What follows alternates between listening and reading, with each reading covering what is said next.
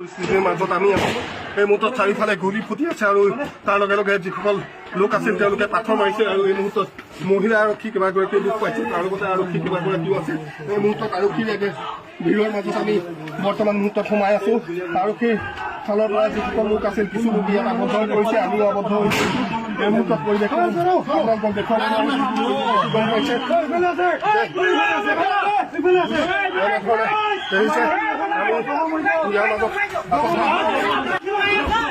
আৰক্ষীৰ মাজত সোমাই আছো আৰু এনেধৰণে আমি দেখুৱাবলৈ চেষ্টা কৰিছো যে যিসকল লোক ইয়াত দুগৰাকী আৰক্ষীৰ লোক আঘাতপ্ৰাপ্ত হৈছে আৰু